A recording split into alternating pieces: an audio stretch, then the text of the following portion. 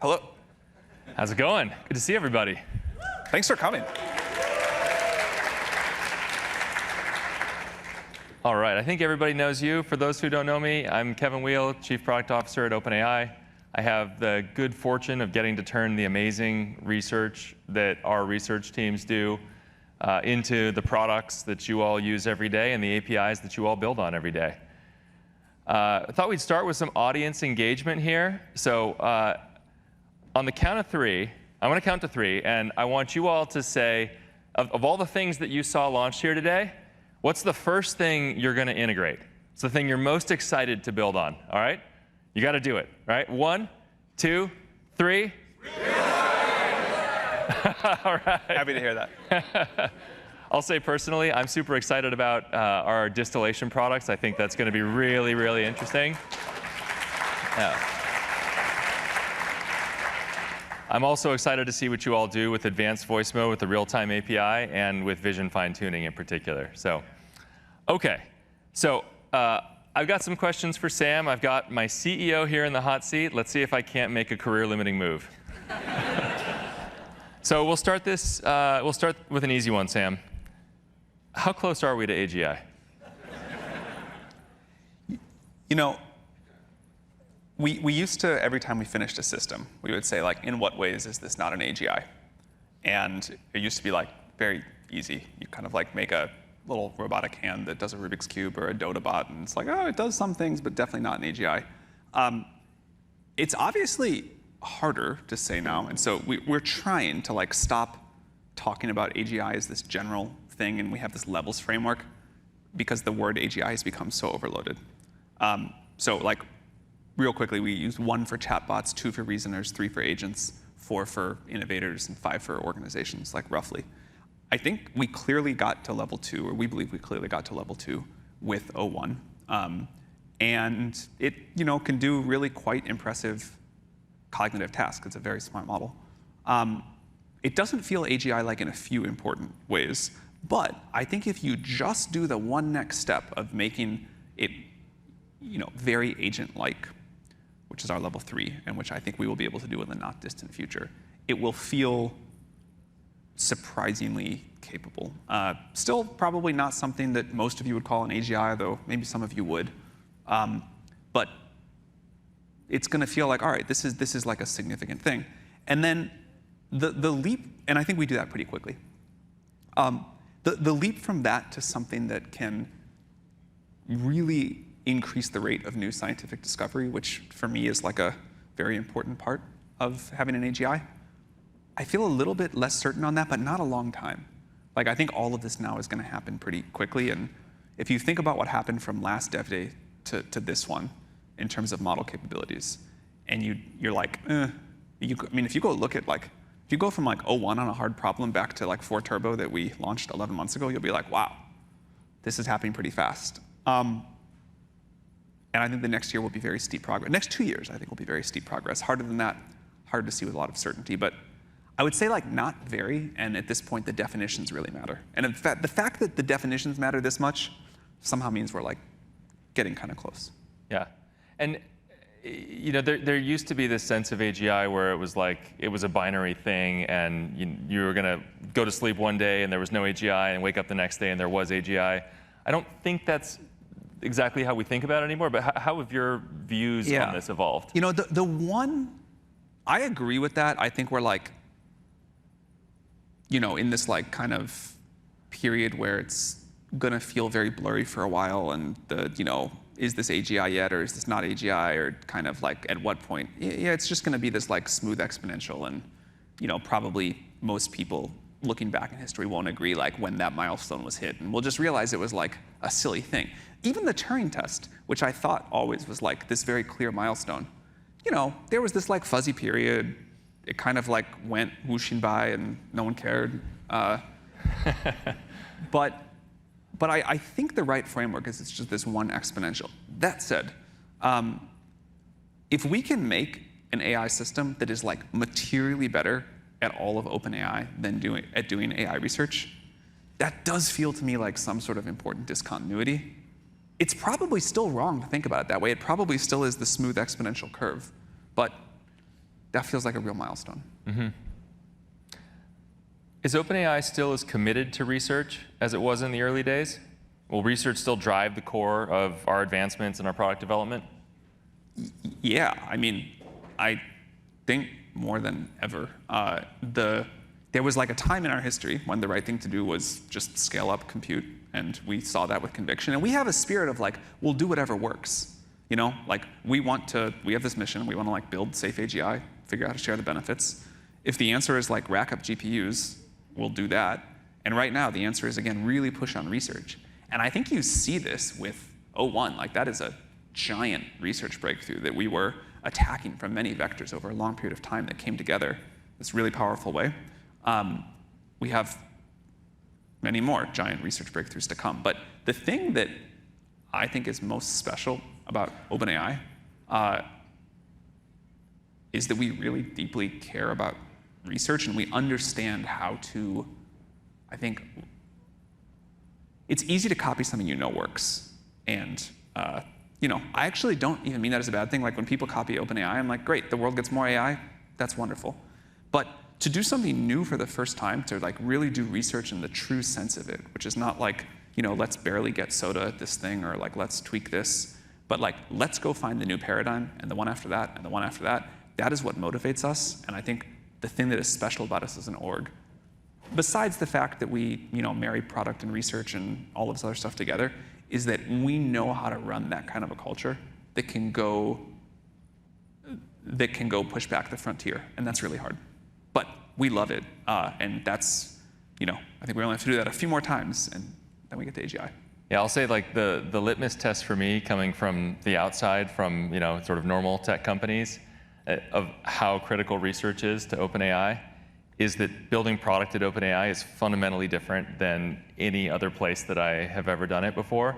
You know, normally you have some sense of your tech stack. You have some sense of what you have to work with, you know, what capabilities computers have, and then you're trying to build the best product, right? You're figuring out who your users are and what problems they have and how you can help solve those problems for them.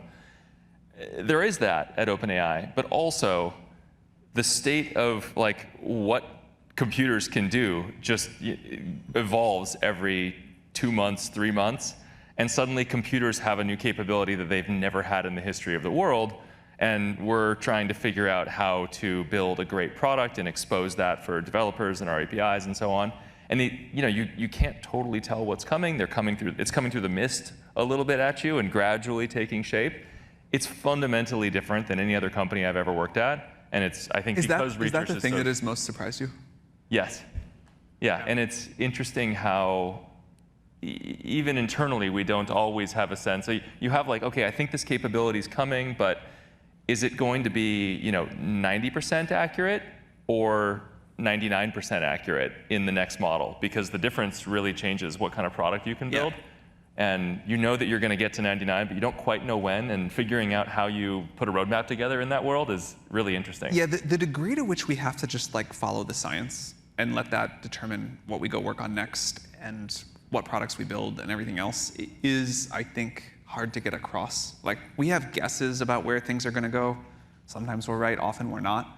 But if something starts working, or if something doesn't work that you thought was going to work, our willingness to just say we're going to like pivot everything and do what the science allows, and you don't get to like pick what the science allows. Yeah, that's surprising. I was sitting with an enterprise customer a couple weeks ago, and they said, you know, one of the things we really want, this is all working great, we love this, one of the things we really want is a notification 60 days in advance when you're going to launch something. And I was like, I want that too. All right, so I'm going through, these are a bunch of questions from the audience, by the way, and we're going to try and also leave some time at the end for people to ask audience questions. So we've got some folks with mics, and when we get there, so be thinking. But next thing is, so many in the alignment community are genuinely concerned that OpenAI is now only paying lip service to alignment. Can you reassure us? Yeah. I think it's true we have a different take on alignment than like maybe what people write about on whatever that like internet forum is. But we really do care a lot about building safe systems. we have an approach to do it that has been informed by our experience so far. And touching on that other question, which is you don't get to pick where the science goes, we want to figure out how to make capable models that get safer and safer over time. And a couple of years ago, we didn't think the whole strawberry or the O1 paradigm was going to work in the way that it has worked, and that brought a whole new set of safety challenges, but also safety opportunities. And rather than kind of like plan from a theoretical, once superintelligence gets here, here's the like 17 principles, we have an approach of figure out where the capabilities are going and then work to make that system safe. And O1 is obviously our most capable model ever, but it's also our most aligned model ever by a lot. And as these models get better intelligence, better reasoning, whatever you want to call it, the things that we can do to align them, and things we can do to build really safe systems across the entire stack, our tool set keeps increasing as well. So we have to build models that are generally accepted as safe and robust to be able to put them in the world. And when we started OpenAI, what the picture of alignment looked like and what we thought the problems that we needed to solve were going to be turned out to be nothing like the problems that actually are in front of us and that we had to solve now. And also, when we made the first GPT-3, if you asked me for the techniques that would have worked for us to be able to now deploy our current systems as generally accepted to be safe and robust, they would not have been the ones that turned out to work. So by this idea of iterative deployment, which I think has been one of our most important safety stances ever, and sort of confronting reality as it's in front of us, we've made a lot of progress, and we expect to make more. We keep finding new problems to solve, but we also keep finding new techniques to solve them. All of that said, I think worrying about the sci-fi ways this all goes wrong is also very important. We have people thinking about that. It's a little bit less clear kind of what to do there, and sometimes you end up backtracking a lot, but I also don't think it's fair to say we're only gonna work on the thing in front of us. We do have to think about where this is going, and we do that too. And I think if we keep approaching the problem from both ends like that, most of our thrust on the like, okay, here's the next thing, we want to deploy this, what it needs to happen to get there, but also like, what happens if this curve just keeps going? That's been an effective strategy for us. I'll say also, it's one of the places where I really like our philosophy of iterative deployment. When I was at Twitter back, I don't know, 100 years ago now, Ev said something that stuck with me, which is no matter how many smart people you have inside your walls, there are way more smart people outside your walls. And so when we try and get our, it'd be one thing if we just said we're going to try and figure out everything that could possibly go wrong within our walls, and it would be just us and the red teamers that we can hire and so on. And we do that. We work really hard at that. But also launching iteratively and launching carefully and learning from the ways that folks like you all use it, what can go right, what can go wrong, I think is a big way that we get these things right. I also think that as we head into this world of agents off doing things in the world, that is going to become really, really important. As these systems get more complex and are acting over longer horizons, the pressure testing from the whole outside world, I really believe will be critical. Yeah. So we'll go off of that and maybe talk to us a bit more about how you see agents fitting into OpenAI's long-term plans. What do you think? I think they're a huge part of I think the exciting thing is this set of models, O1 in particular, and all of its successors are going to be what makes this possible, because you finally have the ability to reason, to take hard problems, break them into simpler problems, and act on them. I think 2025 is going to be the year that this really goes big. Yeah, chat interfaces are great, and they will, I think, have an important place in the world, but when you can ask a model, when you can ask ChatGPT or some agent something, and it's not just like you get a kind of quick response, or even you get 15 seconds of thinking and O1 gives you like a nice piece of code back or whatever. But you can like really give something a multi-turn interaction with environments or other people or whatever, and like think for the equivalent of multiple days of human effort, and like a really smart, really capable human, and like have stuff happen. We all say that, we're all like, oh yeah, agents are the next thing, this is coming, this is gonna be another thing, and we just talk about it like, okay, you know, it's like the next model in the evolution. I would bet, and we don't really know until we get to use these, that we'll of course get used to it quickly. People get used to any new technology quickly, but this will be like a very significant change to the way the world works in a short period of time. Yeah, it's amazing. Somebody was talking about getting used to new capabilities in AI models and how quickly, actually I think it was about Waymo, but they were talking about how in the first 10 seconds of using Waymo, they were like, oh my God, is this thing that, like, there's a bicyclist, watch out. And then 10 minutes in, they were like, oh, this is really cool. And then 20 minutes in, they were like checking their phone, bored.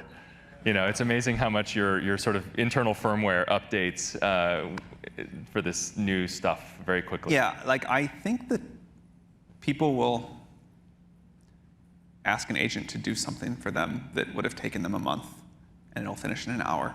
It'll be great, and then they'll have like 10 of those at the same time, and then they'll have like 1,000 of those at the same time.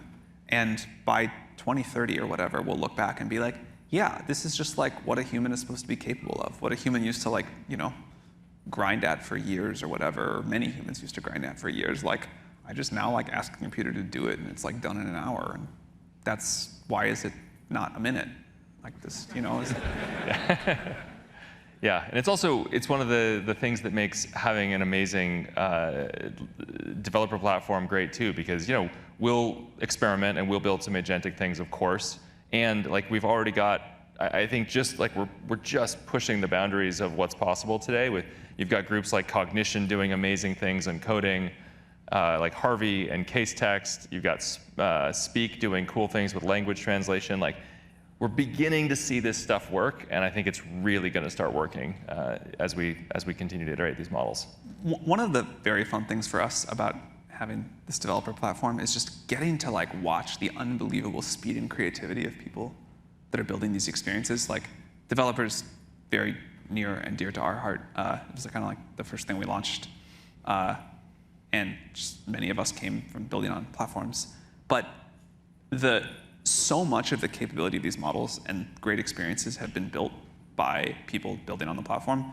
We'll continue to try to offer like great first-party products, but we know that will only ever be like a small, narrow slice of the apps or agents or whatever people build in the world. And seeing what has happened in the world in the last 18, 24 months, it's been like quite amazing to watch. Well, we'll keep going on the agent front here. What do you see as the current hurdles for computer controlling agents? Safety and alignment. Like, if you are really going to give an agent the ability to start clicking around your computer, which you will, you are going to have a very high bar for the robustness and the reliability and the alignment of that system. So technically speaking, I think that, you know, we're getting like pretty close on the capability side, but the sort of agent safety and trust framework, that's gonna, I think, be the long pull. And now I'll kind of ask a question that's almost the opposite of one of the questions from earlier. Do you think safety could act as a false positive and actually limit public access to critical tools that would enable a more egalitarian world? The honest answer is yes, that will happen sometimes. Like, we'll try to get the balance right.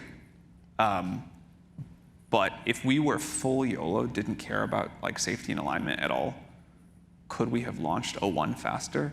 Yeah, we could have done that. It would have come at a cost. There would have been things that would have gone really wrong. I'm very proud that we didn't. The cost, you know, I think would have been manageable with O1, but by the time of O3 or whatever, like, maybe it would be pretty unacceptable.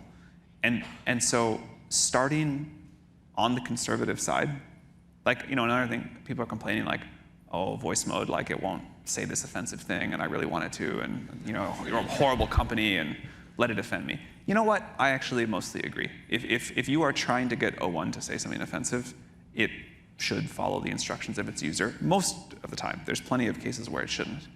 But we have like a long history of when we put a new technology into the world, we start on the conservative side.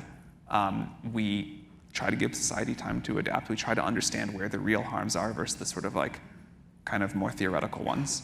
And that's like part of our approach to safety. And not everyone likes it all of the time. I don't even like it all of the time. But if we're right that these systems are, and we're going to get it wrong too, like sometimes we won't be conservative enough in some area. But if we're right that these systems are going to get as powerful as we think they are, as quickly as we think they might, then I think starting that way makes sense. And we like relax over time. Totally agree. What's the next big challenge for a startup that's using AI as a core feature?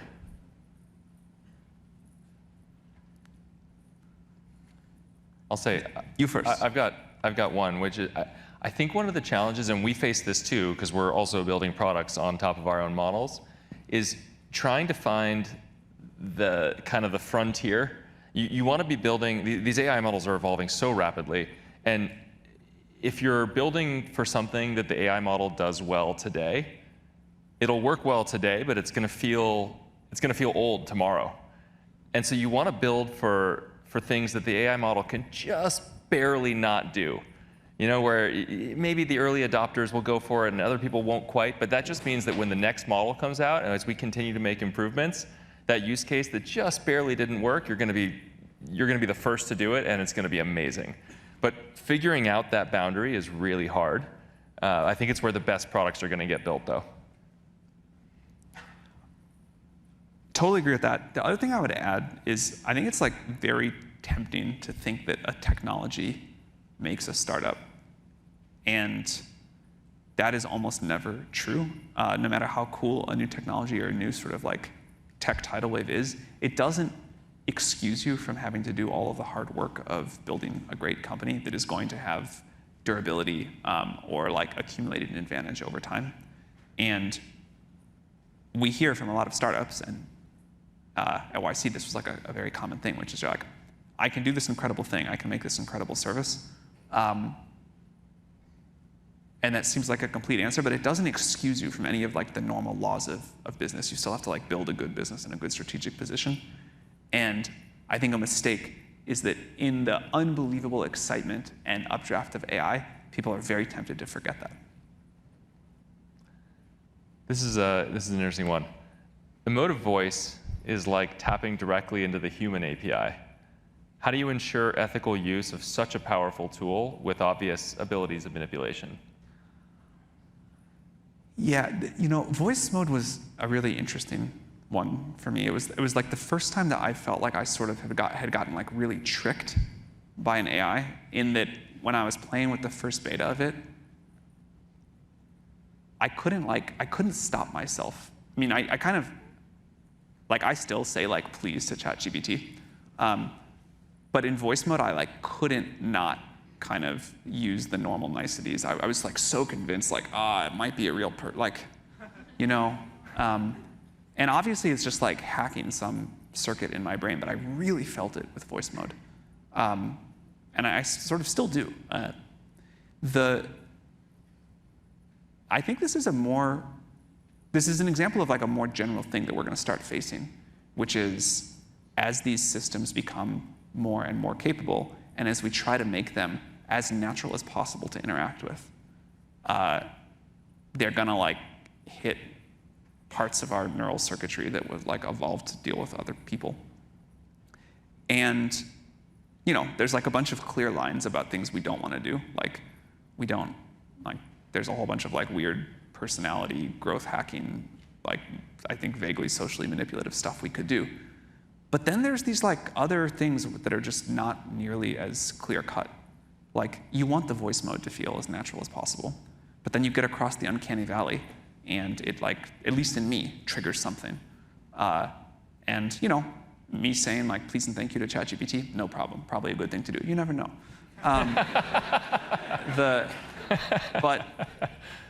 But I think this like really points at the kinds of safety and alignment issues we have to start paying a lot of attention to. All right, back to brass tacks. Sam, when's O1 going to support function tools? Do you know? Before the end of the year. Right. There are 3 things that we really want to get in for. All right, go for it.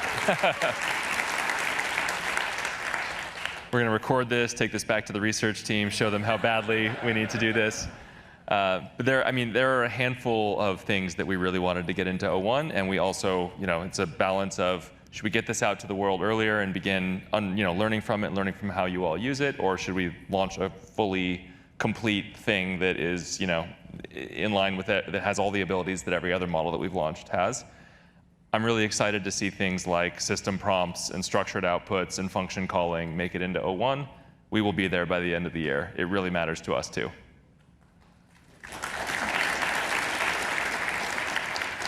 In addition to that, just because I can't resist the opportunity to reinforce this, like, we will get all of those things in and a whole bunch more things you all have asked for. The model is going to get so much better so fast. Like, we are so early. This is like, maybe it's the GPT-2 scale moment, but like, we know how to get it to GPT-4, and we have the fundamental stuff in place now to get it to GPT-4. And in addition to planning for us to build all of those things, plan for the model to just get like rapidly smarter. Like, hope you all come back next year and plan for it to feel like way more of a year of improvement than from 4 Turbo to O1. You don't have to clap, that's fine. It'll be really smart. What feature or capability of a competitor do you really admire? I think Google's notebook thing is super cool. Yeah. What do they call it? Notebook LM. Notebook LM, yeah. I woke up early this morning and I was like looking at examples on Twitter, and I was just like, this is just cool. Like, this is just a good, cool thing. And like, I think not enough of the world is like shipping new and different things. It's mostly like the same stuff. But that, I think, is like, that brought me a lot of joy this morning. Yeah. That was very, very well done. One of the things I really appreciate about that product is there's just the format itself is really interesting, but they also nailed the podcast style voices. It's like they have really nice microphones. They have these sort of sonorant voices. Did you guys see, somebody on Twitter was saying like the cool thing to do is take your LinkedIn and put it, PDF it, and give it to Notebook LM, and you'll have 2 podcasters riffing back and forth about how amazing you are and all of your accomplishments over the years. I'll say mine is, I think Anthropic did a really good job on projects. Yeah. It's kind of a different take on what we did with GPTs. GPTs are a little bit more long-lived. It's something you build and can use over and over again. Projects are kind of the same idea, but like more temporary, meant to be kind of stood up, used for a while, and then you can move on. And the different mental model makes a difference. And I think they did a really nice job with that. All right, we're getting close to audience questions, so be thinking of what you want to ask. So at OpenAI, how do you balance what you think users may need versus what they actually need today? Also a better question for you. Yeah, well, I think it does get back to a bit of what we were saying around trying to build for what the model can just like not quite do, but almost do. But it's a real balance too, as we support over 200 million people every week on ChatGPT. You also can't say, no, it's cool, like deal with this bug for 3 months or this issue. We've got something really cool coming. You've got to solve for the needs of today. And there are some really interesting product problems. I mean, you think about, I'm speaking to a group of people who know AI really well. Think of all the people in the world who have never used any of these products, and that is the vast majority of the world still. You're basically giving them a text interface, and on the other side of the text interface is this like alien intelligence that's constantly evolving that they've never seen or interacted with, and you're trying to teach them all of the crazy things that you can actually do with it, all the ways it can help, can integrate into your life, can solve problems for you. people don't know what to do with it. You know, like you come in and you're just like, people type like, hi. And it responds, you know, hey, great to see, like, how can I help you today? And you're like, okay, I don't know what to say. And then you kind of walk away and you're like, well, I didn't see the magic in that. And so it's a real challenge figuring out how I mean, we all have 100 different ways that we use ChatGPT and AI tools in general, but teaching people what those can be and then bringing them along as the model changes month by month by month and suddenly gains these capabilities way faster than we as humans gain new capabilities. It's a really interesting set of problems, and I know it's one that you all solve in different ways as well. I have a question. Who feels like that they've spent a lot of time with O1 and they would say, like, I feel definitively smarter than that thing? Do you think you still will by O2? You still? No one taking the bet of like being smarter than O2. So one of the challenges that we face is like, we know how to go do this thing that we think will be like, at least probably smarter than all of us on like a broad array of tasks. And yet we have to like still like fix the bugs and do the hey, how are you problem. And mostly what we believe in is that if we keep pushing on model intelligence, people will do incredible things with them. You know, we want to build the smartest, most helpful models in the world, and people then find all sorts of ways to use that and build on top of that. It has been definitely a evolution for us to not just be entirely research focused and learn that we do have to fix all those bugs and make this super usable. And I think we've gotten better at balancing that. But still, as part of our culture, I think we trust that if we can keep pushing on intelligence, and it looks like we still have 4 of you to run down here, people will build just incredible things with that capability. Yeah, and I think it's a core part of the philosophy, and you do a good job pushing us to always, well, basically incorporate the frontier of intelligence into our products, both in the APIs and into our first-party products, because it's easy to kind of stick to the thing you know, the thing that works well, but you're always pushing us to like get the frontier in, even if it only kind of works, because it's going to work really well soon. So I always find that a really helpful push. You kind of answered the next one. You do say please and thank you to the models. I'm curious, how many people say please and thank you? Isn't that so interesting? I do too. I kind of can't, I mean, I feel bad if I don't. Yeah, me too. Okay, last question, and then we'll go into audience questions for the last 10 or so minutes. Do you plan to build models specifically made for agentic use cases? Things that are better at reasoning and tool calling? We plan to make models that are great at agentic use cases. That'll be a key priority for us over the coming months. Specifically is a hard thing to ask for, because I think it's also just how we keep making smarter models. So yes, there's like some things like tool use and function calling that we need to build in that'll help, but mostly we just want to make the best reasoning models in the world. Those will also be the best agentic-based models in the world. Cool. Let's go to audience questions. I don't know who's got the mic. All right, we got a mic.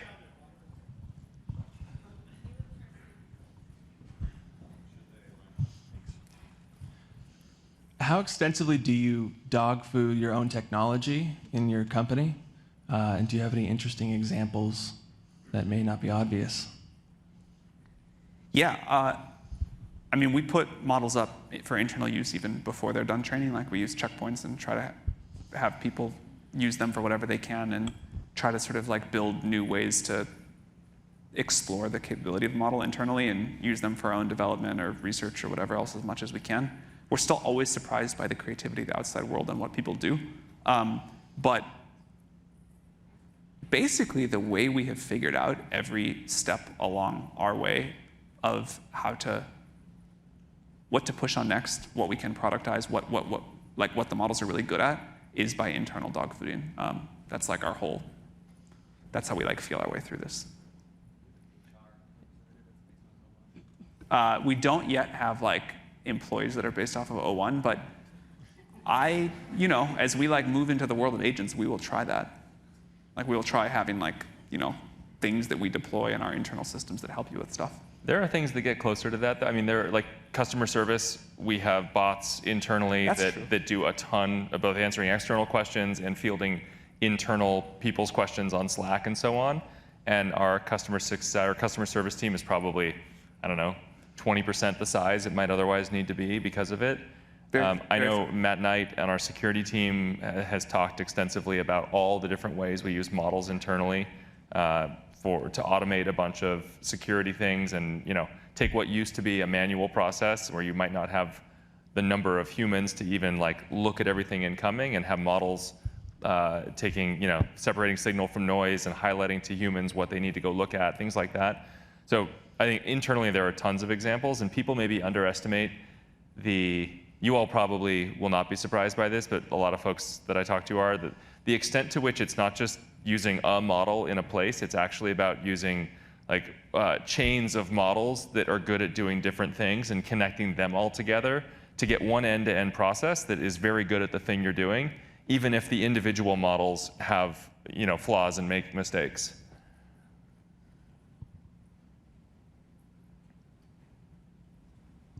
Thank you. I'm wondering if you guys have any plans on sharing models for like offline usage, because with this distillation thing, it's really cool that we can generate our own models, but a lot of use cases you really want to kind of like have a version of it.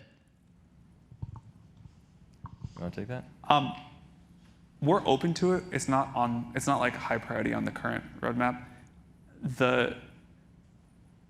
If we had like more resources and bandwidth, we would go do that. I think there's a lot of reasons you want a local model, but it's not like a this year kind of thing.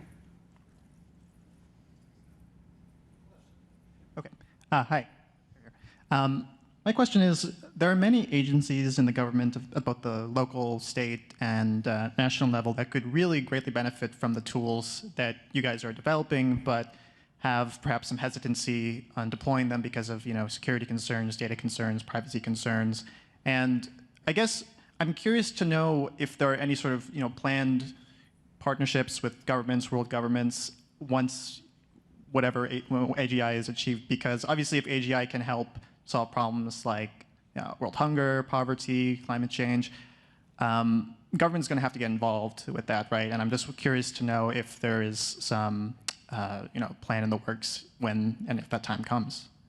Yeah, I actually think you don't want to wait until AGI. You want to start now, right? Because there's a learning process and there's a lot of good that we can do with our current models. So we've announced a handful of partnerships with government agencies, some states, I think Minnesota and some others, Pennsylvania, also with organizations like USAID.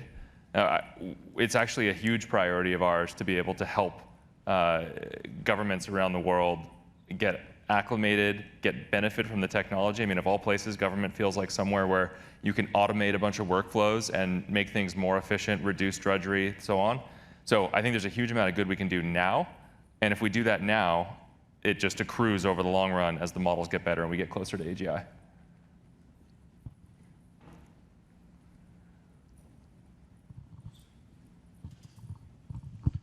I have a pretty open-ended question. What are your thoughts on open source? So whether that's open weights, just general discussion, where do you guys sit with open source? I think open source is awesome. Again, if we had more bandwidth, we would do that too. We've gotten very close to making a big open source effort a few times, and then the really hard part is prioritization, and we have put other things ahead of it. Part of it is there's such good open source models in the world now that I think that segment, the thing we always have been most tempted by is a really great on-device model, and I think that segment is fairly well served. I do hope we do something at some point, but we want to find something that we feel like if we don't do it, the world will just be missing this thing, not make another thing that's a tiny bit better on benchmarks, because we think there's a lot of good stuff out there now. But spiritually, philosophically, very glad it exists. Would like to figure out how to contribute. Hi, Sam. Hi, Kevin. Thanks for inviting us to Dev Day. It's been awesome. All the live demos worked. It's incredible. Why can't advanced voice mode sing? And as a follow-up to this, if it's a company like legal issue in terms of copyright, etc., is there daylight between how you think about safety in terms of your own products on your own platform versus giving us developers kind of the, I don't know, sign the right things off so we can make our advanced voice mod sing? Could you address this? You know, the funny thing is Sam asked the same question. Oh, why can't this thing sing? I want it to sing. I've seen it sing before. There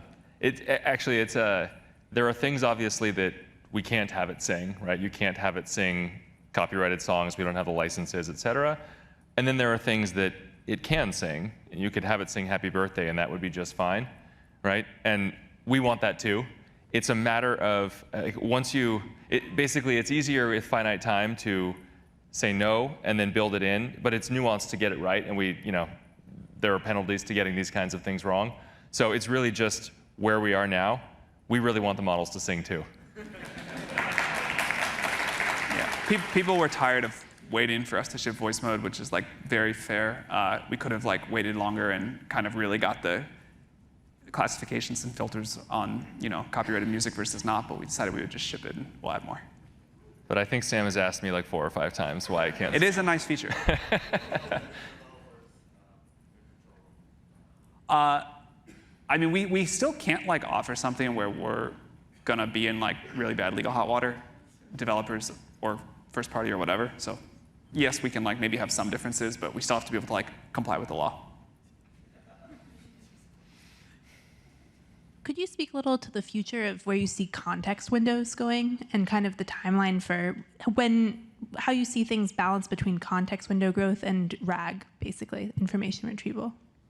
I think there's like 2 different takes on that matter. One is like, when is it going to get to like kind of normal long context, like context length 10 million or whatever, like long enough that you just throw stuff in there and it's fast enough you're happy about it.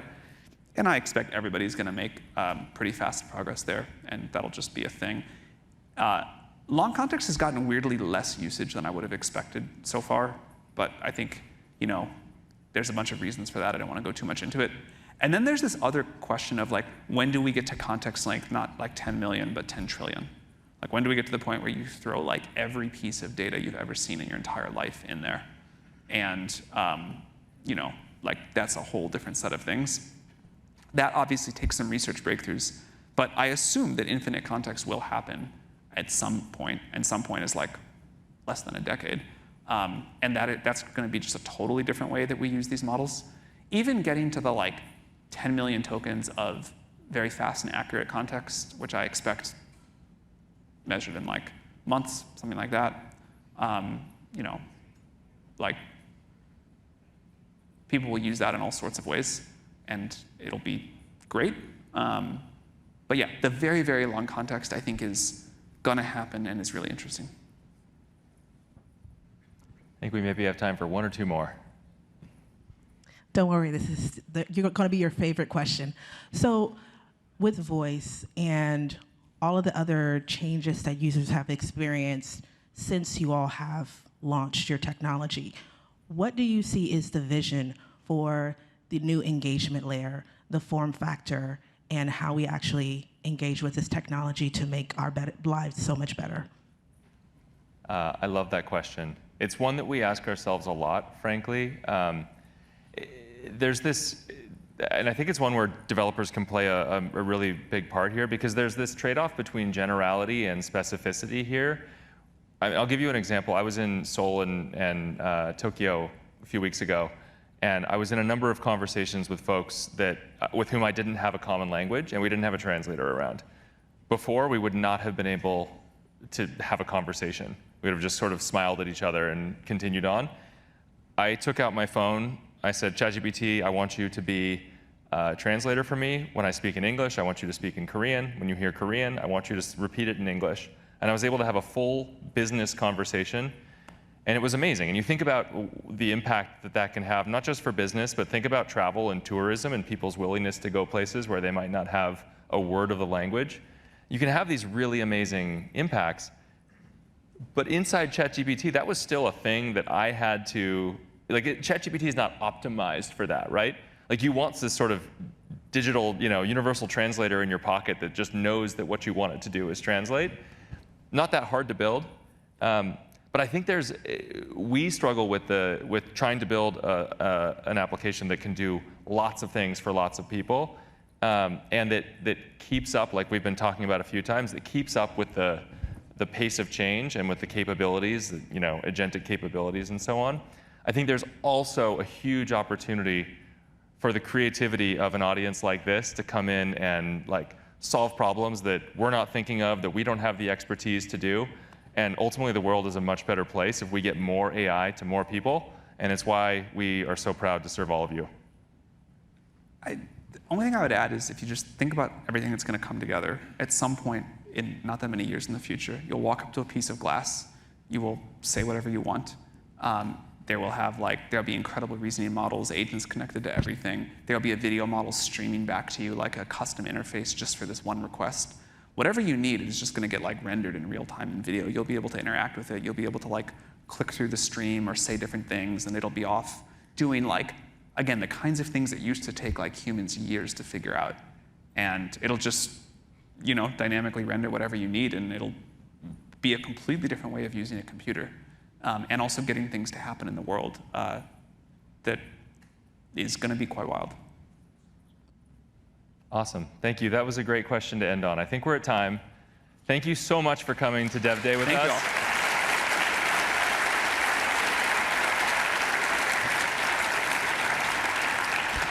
all. All right. We can't wait to see what you all build. Thank you.